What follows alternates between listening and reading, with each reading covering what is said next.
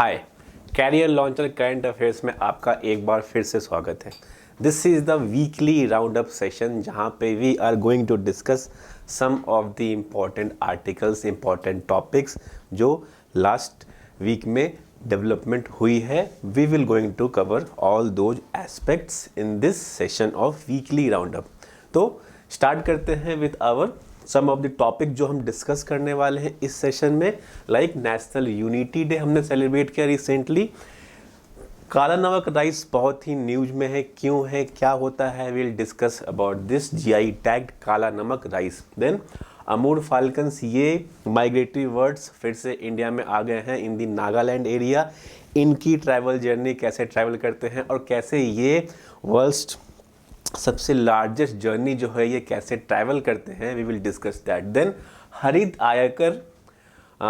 आयकर इनिशिएटिव, ये किसकी इनिशिएटिव है, किसने कराई, क्या पर्पस था, ऑब्जेक्टिव था, we will discuss. Then special operation medal कौन देती है, क्यों देती है, क्या पर्पस है देने का। 6 एक्सरसाइज गरुड़ा 7th वर्जन हुआ है, किस देशों के बीच में हुआ है, will discuss. And the 7th topic is Saras food festival, इसका ऑब्जेक्टिव क्या है और ये किस पर्पस के लिए ये फेस्टिवल मनाया जाता है, will discuss all these 7 topics. ठीक, तो सबसे पहले हम बात करते हैं नेशनल यूनिटी डे। तो 31 अक्टूबर को मनाया जाता है to mark the birth anniversary of our national unity day. Rashtriya Ekta दिवस इज सेलिब्रेटेड ऑन अक्टूबर 31। ठीक, जो हमारे लौह पुरुष कहे जाते हैं, the man who consolidated whole India, princely states को मनाकर एक जगह, जो मैप, पॉलिटिकल मैप हम देख रहे हैं आज इंडिया का, it is all because of this Sardar Vallabh भाई पटेल। ऑल इज कंट्रीब्यूशन जो इन्होंने दिया in consolidating the Indian princely states, जो हम आज देखते आ रहे हैं। तो this is the 147th birth anniversary जो हमने 31 अक्टूबर 2021 को सेलिब्रेट किया। हमने देखा कि कैसे पीएम मोदी जो उनका स्टैच्यू ऑफ यूनिटी है वहाँ गए और वहाँ उन्होंने ये डे सेलिब्रेट किया to mark the respect to Sardar Vallabh भाई पटेल। ठीक, this year marks 147th birth anniversary of freedom fighter Vallabh भाई पटेल। और 2014 से ही हम ये दिवस मनाते आ रहे हैं, मतलब नेशनल यूनिटी डे।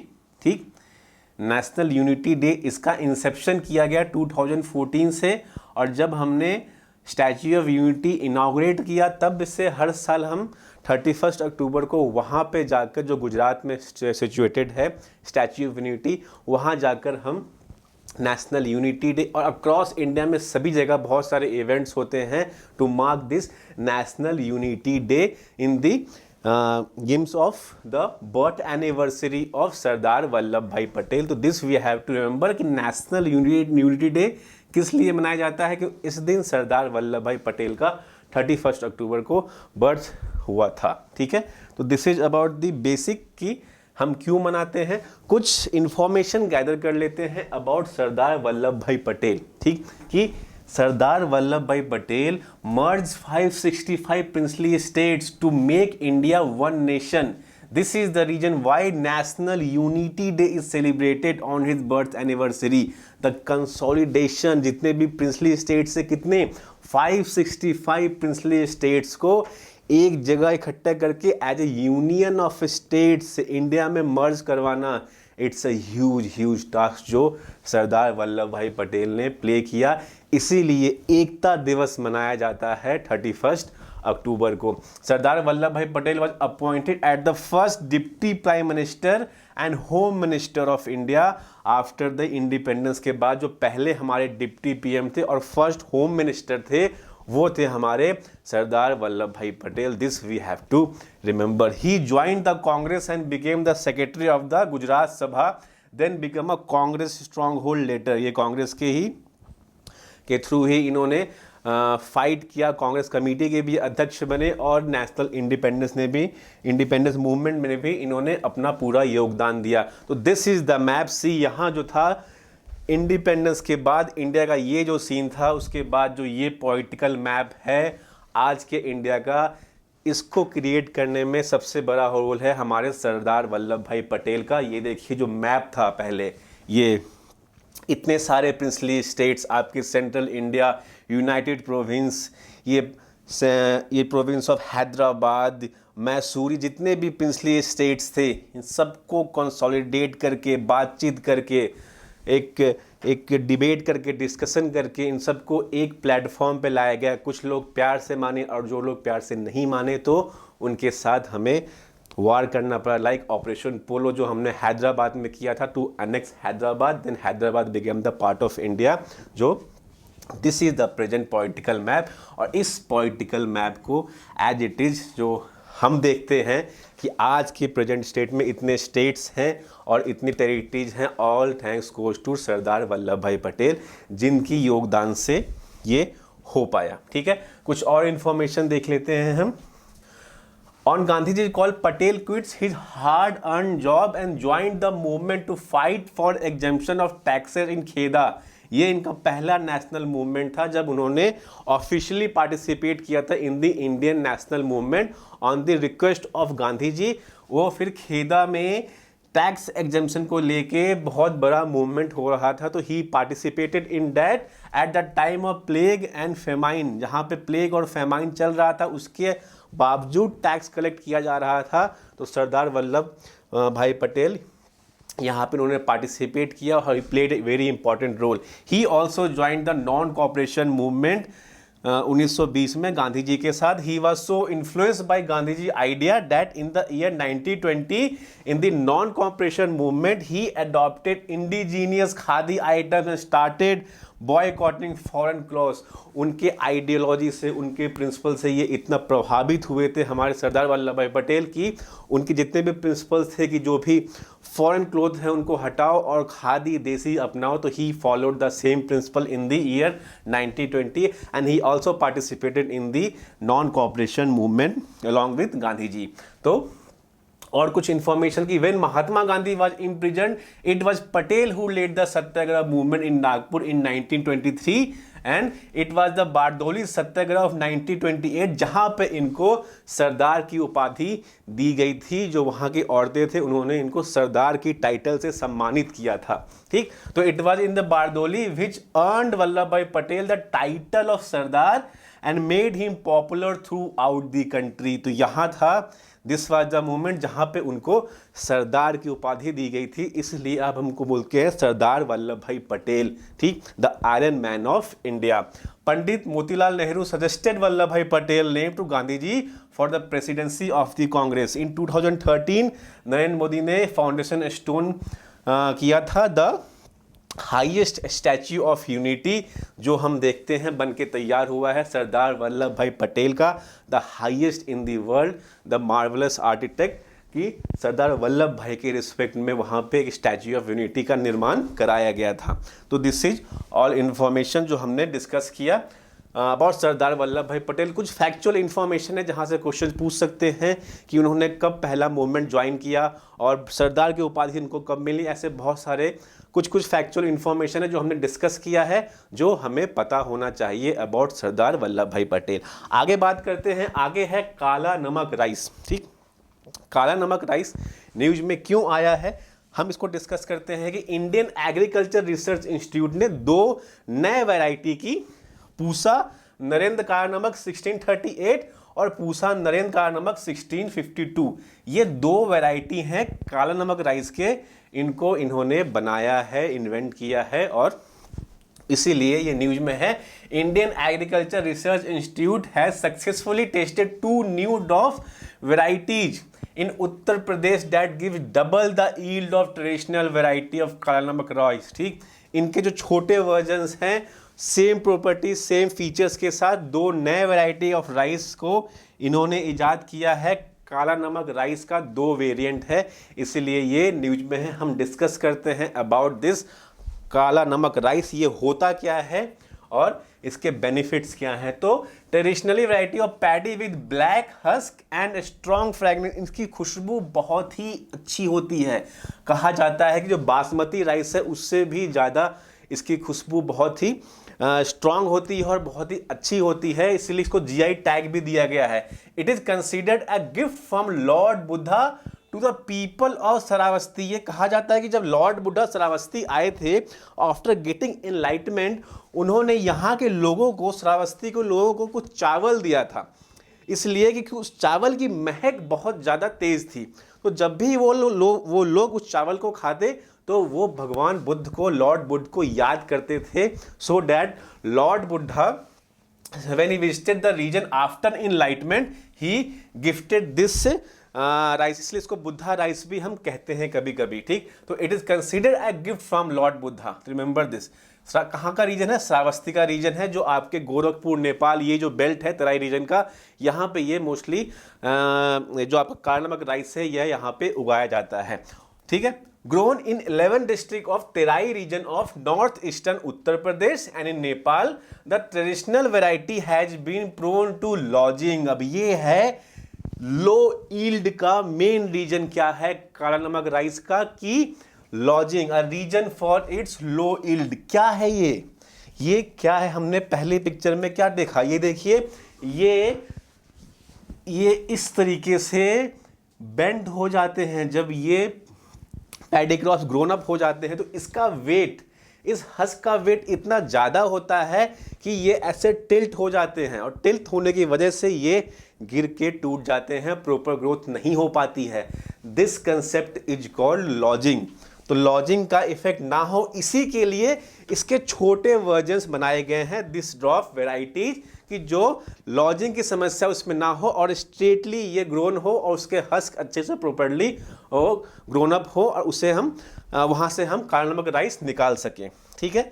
तो ये एक इम्पॉर्टेंट प्रोविजन था कि its yield is barely of 2.5 ton per hectare. क्योंकि बहुत कम ईल्ड क्यों है? क्योंकि बहुत सारे क्रॉप्स डिस्ट्रॉय हो जाते हैं because of the lodging phenomena, ठीक। Lodging is a condition in which the top of the plant become heavily because of grain formation, the stem become weak and the plant falls on the ground। तो ये जो concept है ना, ये देखिए जो हो जाते हैं बहुत हैवी, और ये जो पूरा प्लांट है जमीन पे गिर जाता है, इसकी वजह से ही ईल्ड बहुत कम होती थी।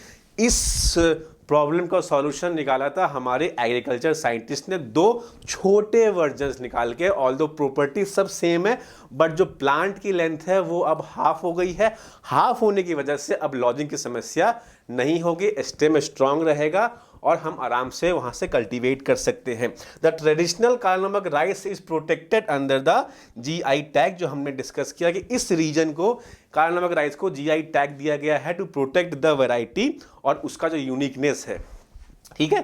तो ये है काला नमक राइस जो हमने डिस्कस किया। आगे का टॉपिक है, हम डिस्कस करते हैं डिजीज अमूर फाल्कन्स, ठीक। ये है इनकी ट्रैवल जर्नी। ये देखिए, longest travel journey migratory birds की। ये न्यूज में क्यों है? क्योंकि Amur falcons, world's longest travelling raptors, begin to arrive in Manipur Tamenglong district as part of its annual routine migration. ये है इनका annual routine migration. Amur falcons का वर्ल्ड्स लॉन्गेस्ट ट्रैवलिंग होती है इनकी माइग्रेटरी बर्ड्स की। This we have to understand about the Amur falcons. ये हैं आपके अमूर फाल्कन्स। ये जर्नी देखिए, begin their migration in breeding ground in southern Russia. This is the breeding ground, ये यहाँ पे southern Russia and northern China. Arrive at staging site is north east mainly Nagaland. यहाँ पे ये फिर अराइव करते हैं। Migrate west across India, undertake longest over water migration over 3000 kilometre.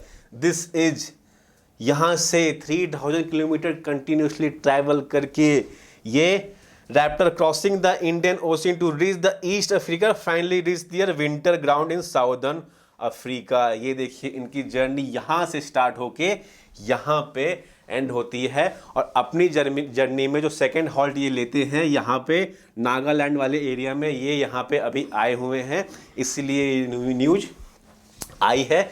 This is about the Amur falcons, जिनके बारे में हमें कुछ इन्फॉर्मेशन जाननी जरूरी है। कि लोकली नोन एज, इसको हम नागालैंड वाले इस नॉर्थ ईस्ट वाले रीजन में लोकली इसको हम जानते हैं कि अखीरपूनी, अखीरोपूना भी कहते हैं। The bird arrives mainly in Manipur and Nagaland states on its southbound migration from breeding grounds in north China, east Mongolia and far east Russia.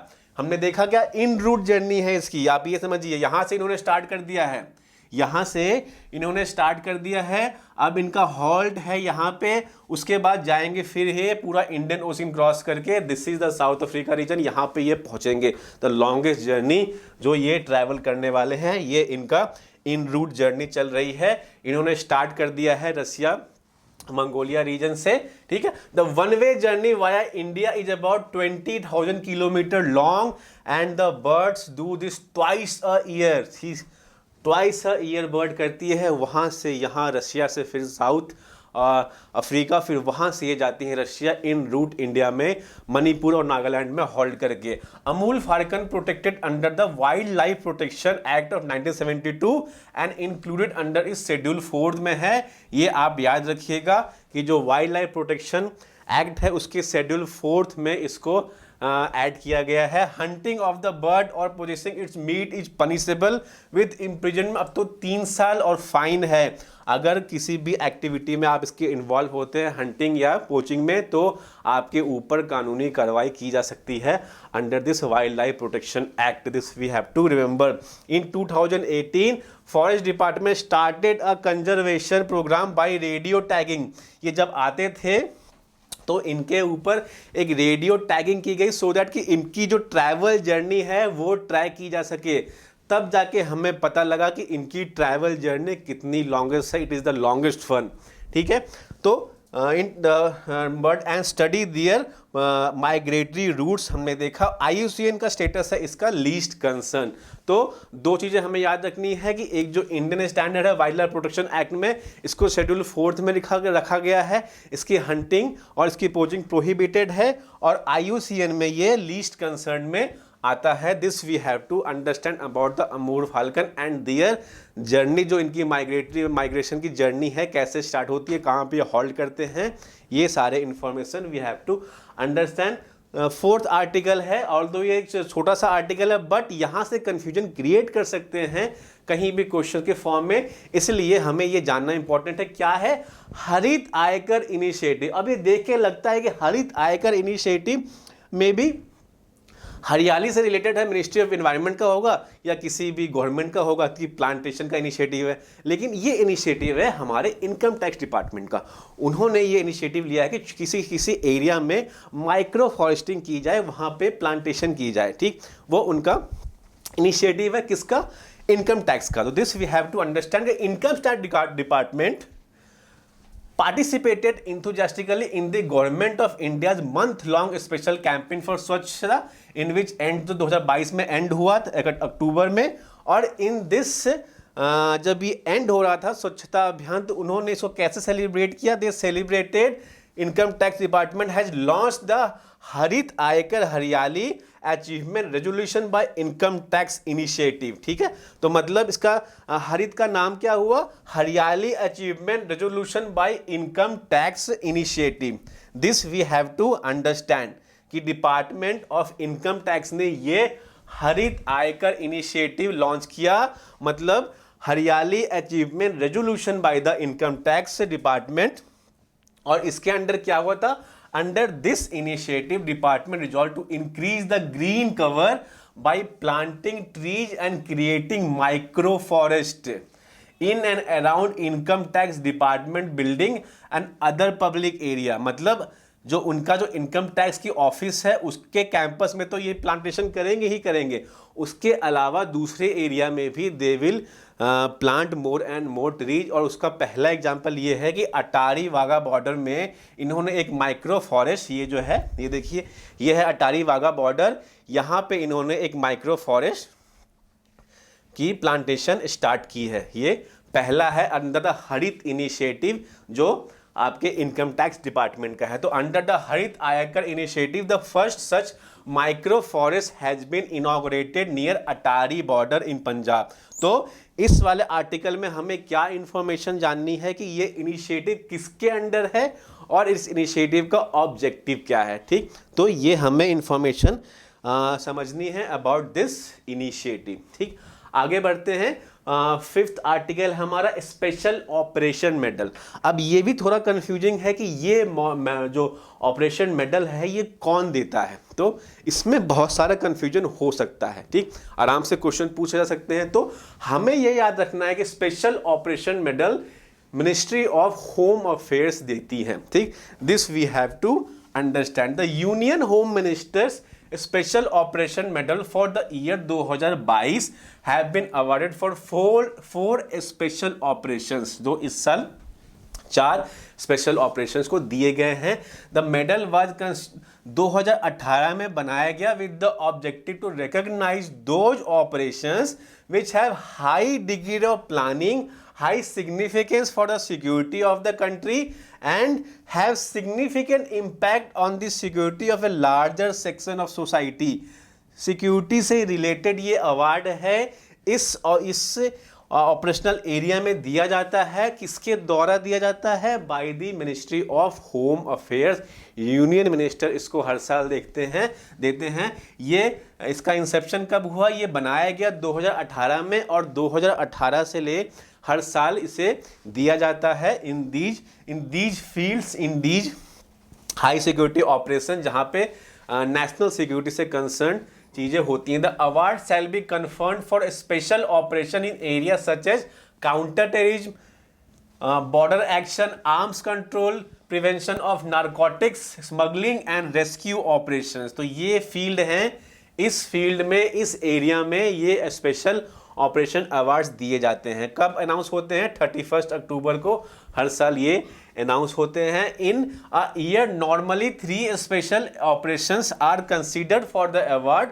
In extraordinary situation में कभी कभी 5 एरियाज में भी इसको दिया जा सकता है। नॉर्मली 3 फील्ड्स में, अगर ऐसा कोई फील्ड है counter terrorism, border action, arms control, prevention, narcotics, अगर इसमें से 3 फील्ड्स में चुन के वो अवार्ड दिया जाता है। बट अगर किसी साल ऐसा सिचुएशन हो कि कुछ अच्छे एक्टिविटीज, कुछ नेशनल सिक्योरिटी से कंसर्न्स, कुछ और भी अचीवमेंट्स हुए हों, तो उसको भी कंसिडर किया जा सकता है। मतलब 5 अवार्ड्स तक इसको 5 एरियाज में अवार्ड्स को दिया जा सकते हैं और मिनिमम 3 फील्ड में हम इसको दे सकते हैं। तो ये इन्फॉर्मेशन हमें ये याद रखनी है कि इसमें जो फैक्चुअल इन्फॉर्मेशन है कि अवार्ड कौन देता है और किस फील्ड में देता है, this we have to understand about this. Then 6th is the exercise Garuda.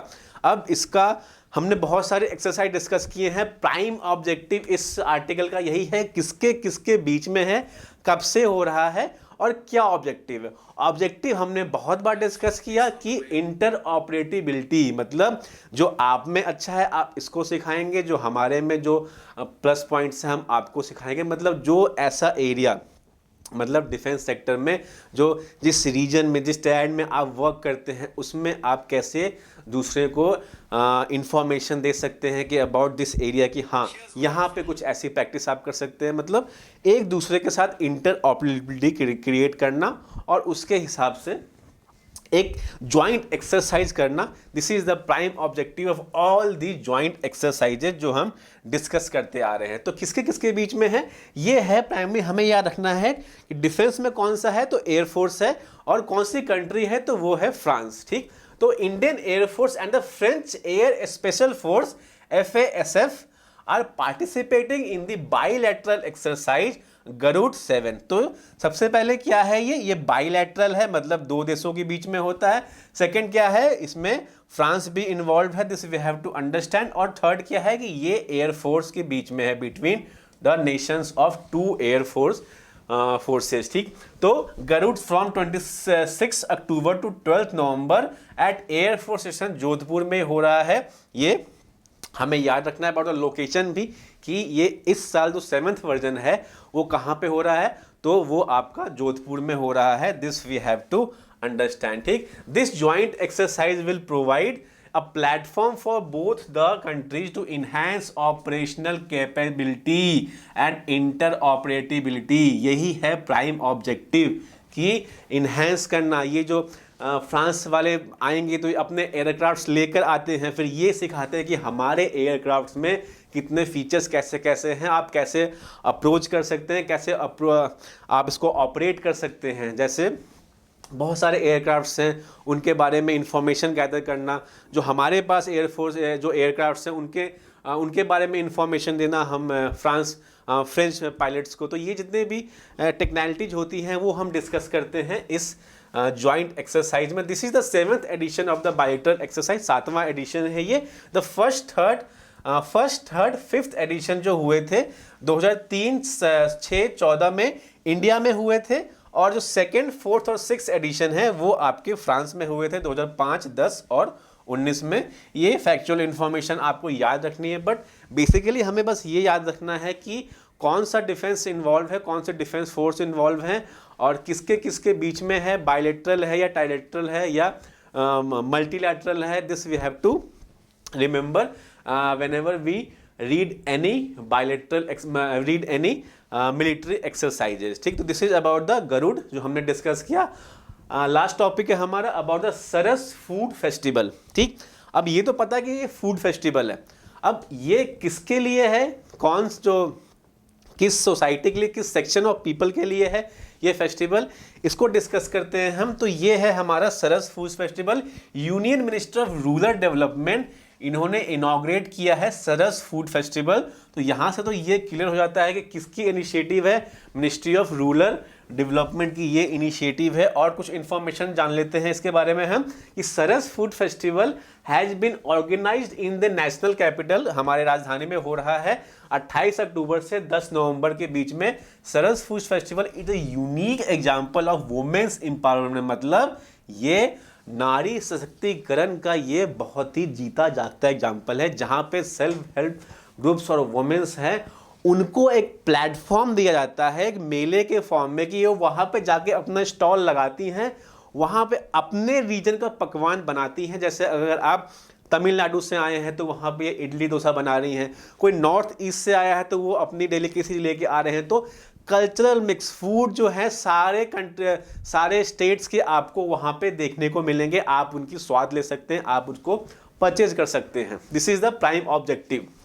तो women from the self help group formed under the flagship programme of national rural livelihood mission, इस मिशन के अंडर जो self help group की औरतें हैं उनको ministry of rural development एक platform देता है in the form of this Saras food festival, जहां पे वो अपना स्टॉल लगा सकती हैं, वहां पे वो अपना डिश वहां पे सर्व कर सकती हैं जो भी मेले में लोग आते हैं, ठीक है। This is an initiative of union ministry of rural development as an effort to empower women on a large scale. तो this we have to understand कि जो वुमेन है उनको एम्पावर करने के लिए एक प्लेटफॉर्म दिया गया है। किसने दिया है मिनिस्ट्री ऑफ रूरल डेवलपमेंट ने।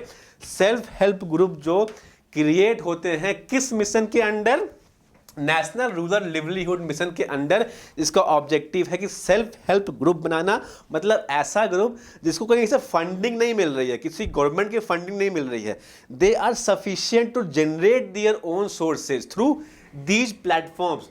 गवर्नमेंट का ये काम है कि एक प्लेटफॉर्म प्रोवाइड करना। जैसे नई दिल्ली में इनको एक प्लेटफॉर्म मिल गया है जहां पे ये 28 अक्टूबर से 10 नवंबर के बीच में अपना फूड, जो अपने रीजन का फूड है, वो सर्व कर सकती हैं और उससे जो इनकम जनरेट होगा उससे वो अपना एम्पावरमेंट कर सकती हैं। तो this is the objective. About 150 women entrepreneurs are members of the self help group from 18 states. मतलब अगर आप दिल्ली में हैं, आप यहाँ जाएंगे, आई थिंक प्रगति मैदान वाले एरिया में लगा है, तो 18 स्टेट्स के डिफरेंट फूड्स आपको टेस्ट करने को मिलेंगे, made by these self help group women, ठीक है। Are participating in this event which give them an opportunity to showcase their skill in the field of food making and introduce people to the food culture of our country।